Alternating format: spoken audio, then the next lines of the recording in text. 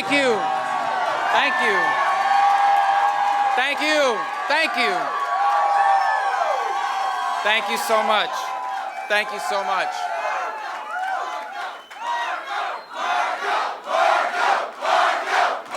Thank you.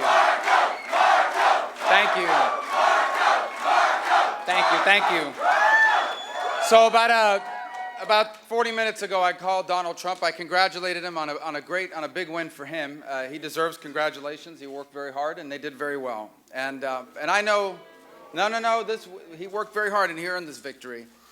And I congratulated him on that. And I want to thank all of you. I know you worked very hard. Our team here in New Hampshire did a phenomenal job. You worked incredibly hard, and I'm grateful to you. Now, we're still watching these numbers. We'll see where it winds up. But I can just tell you, I know many people disappointed. I'm disappointed with tonight. I want you to understand. But I want you to understand something. I want you to understand something. Our disappointment tonight is not on you. It's on me.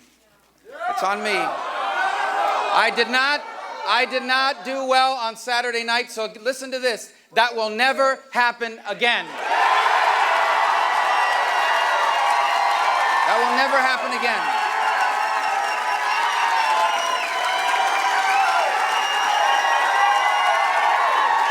And let me tell you why. Let me tell you why it will never happen again. It's not about me. It's not about this campaign. It is about this election. It is about this election. It is about what's at stake in this election. You see, for the last 7 years, we have a president that's been doing tremendous damage to this country. Tremendous damage. We have a president who is trying to redefine the relationship between government and our economy, taking over our healthcare system. Every solution to every problem is a tax increase. We have a president that's doing damage and undermining the Constitution, waging war on the Second Amendment, undermining religious liberties. We have a president that is doing damage to America's standing in the world.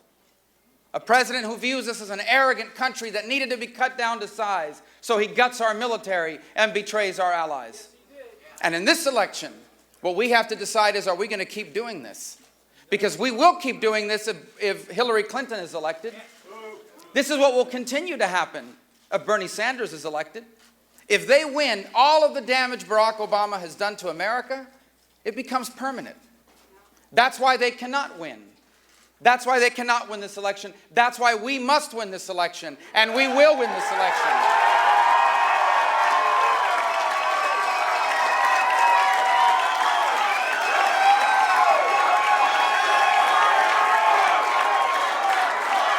We will win this election.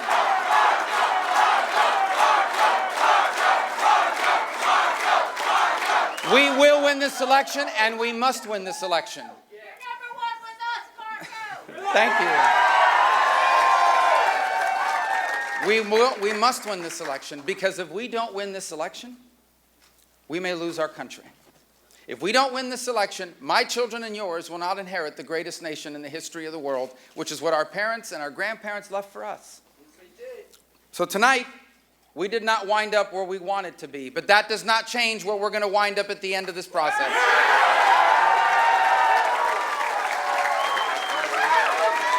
And it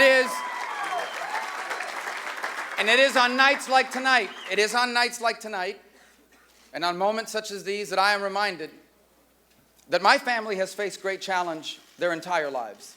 I remember one story in particular. When I was young, must have been 7 going on 8. And my father lost his job. He was a manager at an apartment building. And some new people bought the building, and within 48 hours, they had changed the locks. They told us we had to move out. I'll never forget, I was a young child, but I remember my parents scrambling to get a moving truck, get all our furniture loaded in there as quickly as possible. Because on Monday, we needed to find a new house, and my father needed to find a new job. And it was hard, because most of his life, he had been a bartender here in the U.S.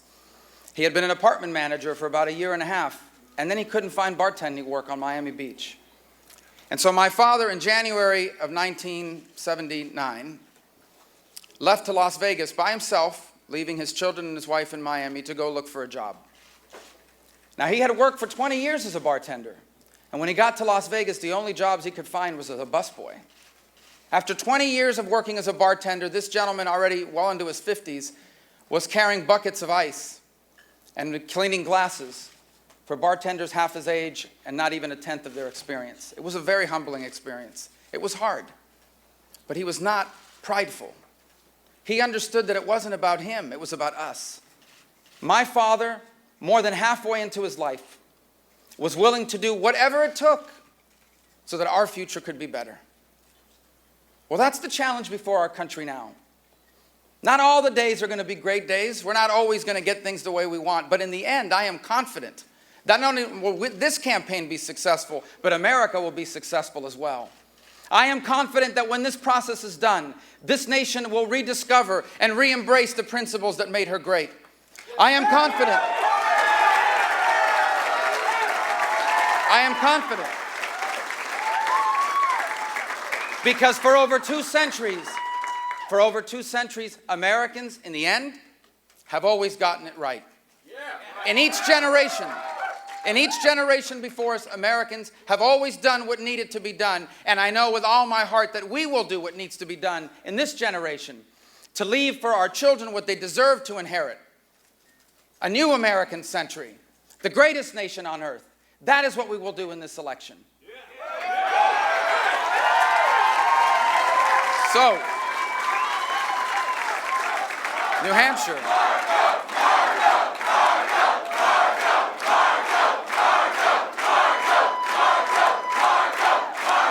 So New Hampshire, I thank you for welcoming us. I thank you for the snow. My kids had a great time. I thank you for your votes. I thank you for the hours you gave us on the phones and the doors that you knocked. I thank you. You will see us again because we're coming back in November to win the general election.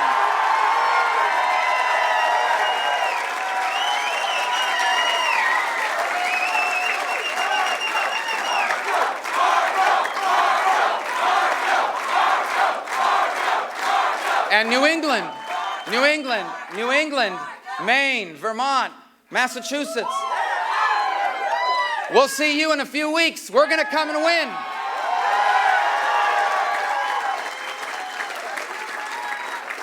And South Carolina, we are on the way. Thank you and God bless you. Thank you.